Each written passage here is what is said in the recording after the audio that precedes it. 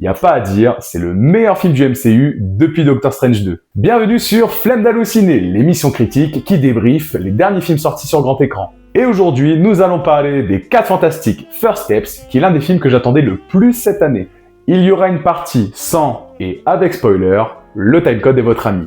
Comme beaucoup, je suis fan du MCU, bien qu'extrêmement déçu des dernières sorties s'étalant depuis 3 ans, avec des titres médiocres, inutiles, bien que parsemés de bons films par-ci par-là. Et encore, je vous ai pas parlé des séries. Et je vous le dis d'ores et déjà, j'ai adoré ce film. Nous avons le droit à une bonne origin story, des personnages respectés et une bonne base pour la suite de la phase 6. Ce qui fait la force de ce film, c'est le choix de casting, car on a envie d'y croire à cette famille qui sort de l'ordinaire. Pedro Pascal fait le café, étant un très bon acteur, mais pour moi, Ioan Gruffudd était plus intéressant en tant que Reed Richards. Certes, je n'aurais pas misé sur lui pour le cast, mais il est excellent et s'approprie bien le rôle. De même pour Sue, Vanessa Kirby est pour moi la meilleure femme invisible qu'on ait eue, avec un très bon acting dans un rôle qui lui va ravir. Pour Johnny, c'est une bonne surprise pour ma part. Il y a une différence de ton entre lui et Chris Evans, qui jouait une torche humaine gamine, bête et qui me gonflait un peu. Ici, Joseph Quinn surfe parfaitement sur la ligne à ne pas dépasser. Il est charismatique, certes il aime vanner et on peut le voir comme un neuneu au début du film, mais le personnage s'affirme et nous rappelle de ce qu'il est capable de faire. Quant à Ben, j'en attendais plus. La chose étant l'un de mes personnages de comics préférés, je reproche juste le manque d'attention sur son mal-être. Le fait qu'il soit différent, c'est abordé brièvement et j'aurais voulu en voir plus de ce côté. Les effets spéciaux sont plutôt bons, que ce soit les scènes spatiales, les démonstrations de puissance et le design des antagonistes. En parlant de grands méchants, parlons de Galactus, qui était super bien représenté. Sérieusement, un personnage de cette envergure méritait enfin d'être respecté. Et j'y crois. La menace, les enjeux, le jeu d'acteur est bon, il était grand temps. Pour la Surfeuse d'Argent, idem, j'ai bien aimé. Son origin story, la manière dont elle est représentée et interagit avec l'équipe, c'est une réussite. Nous avons le droit à 2 scènes post-génériques et clairement, l'une est beaucoup plus importante que l'autre. Ce qui est sûr, c'est que j'ai hâte d'être en décembre 2026 pour Avengers Doomsday.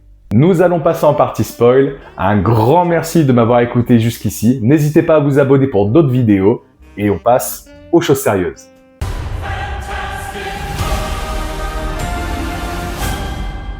Partie spoil. Donc si vous êtes encore ici, merci déjà, c'est cool. Mais nous allons surtout détailler entièrement l'intrigue du film. Alors vous êtes au courant, on y va. L'intrigue du film va se reposer sur l'enfant de Sue et Reed, Franklin Richards, qui est pour beaucoup de personnes l'un, voire le personnage le plus puissant de l'univers Marvel. La Terre 828 se fera choisir par Shalla-Bal, la Surfeuse d'Argent, pour son maître Galactus, pour qu'il puisse la dévorer. Perso, quand j'ai une petite faim, je grignote des amandes. Lui, il mange des planètes. C'est pas le même régime alimentaire. Elle indique que son maître arrive et qu'il suffit juste d'accepter son sort. Bien évidemment, les 4 Fantastiques ne vont pas se laisser faire et partent en mission spatiale pour se frotter au grand bonhomme. Les délires rétro-futuristes, c'est pas du tout ma tasse de thé en général. Mais là, c'est tellement bien fait qu'on a envie d'y croire. On ressent ce que l'équipe représente aux yeux du monde. D'ailleurs, cette Terre n'a pas l'air d'avoir d'autres super-héros en son sein. Il y a peut-être des méchants. On ressent la tension à l'arrivée de la surfeuse et on se demande si l'équipe peut fumer Galactus. Une fois arrivé dans le vaisseau du méchant, on se rend compte que le bébé encore dans le ventre de sa mère a l'air surpuissant. Galactus propose alors un deal. Le bébé contre la sécurité de la Terre dans le but d'en faire son héritier. Une cote à 8 milliards contre 1 qui ne sera pas du goût de l'équipe, qui arrivera à se sauver et faire accoucher Sue par la même occasion. De retour sur Terre, le monde est dans l'incompréhension. Comment leurs protecteurs peuvent-ils les donner en pâture contre un enfant qui n'a qu'1 heure et demie de vie? Et c'est un truc que j'adore dans les films.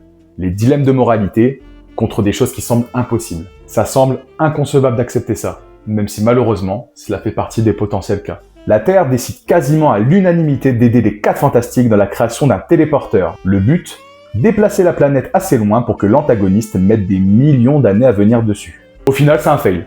La Surfeuse d'Argent arrive et explose tous les dispositifs, sauf un seul à côté du QG de l'équipe. Et là, on change la tactique. On fait venir Galactus pour le pousser à l'intérieur pour qu'il soit TP très très loin. C'est un chamboulement qui était prévisible, mais qui ne fait pas tâche au récit. Mais ce qui est sûr, c'est que lorsque le combat final se lance, je te dis que c'est impossible que les 4 Fantastiques arrivent à battre Galactus. Pour moi, honnêtement, je pensais qu'ils allaient mourir. La chose m'a semblé en retrait dans ce combat, la lumière étant mise sur Johnny et Sue. La torche qui a creusé dans le passé de la Surfeuse d'Argent, nous montrant qu'elle s'est donnée à Galactus pour sauver sa planète. Elle décide d'aider nos héros, et c'est avec Sue, qui poussera Galactus dans le portail, que Shalla-Bal projettera son maître, scellant la victoire des protagonistes. Malheureusement, cela a demandé beaucoup trop d'efforts à Sue, qui, après être totalement épuisé de ses forces, va succomber. L'équipe est abattue, jusqu'à ce qu'ils amènent Franklin auprès de sa mère, qui, par une raison dont on n'a pas connaissance encore, va lui redonner vie. Décidément, ce bébé fait vraiment flipper. J'étais très étonné, franchement je pensais pas que Sue était aussi puissante, alors qu'au final, c'est sûrement le perso le plus puissant de l'équipe. Le monde est sauvé, et le film s'achève. La scène post-générique nous amène 4 ans plus tard. On y voit Sue qui est en train de lire un livre à Franklin, quand tout d'un coup elle ressent une présence chez elle, et lorsqu'elle se retourne, elle aperçoit la silhouette du Dr Doom en face de Franklin. Alors, la scène était cool, mais j'ai un grand regret, c'est le fait qu'on ait su il y a plus d'1 an que Dr Doom allait arriver dans le MCU. Parce qu'au final, tu prends la même scène post-générique sans l'annonce auparavant, Internet est cassé. Mais ce qui est sûr, c'est qu'Avengers Doomsday sera un film extrêmement ambitieux. Je pense qu'on en aura pour notre popcorn.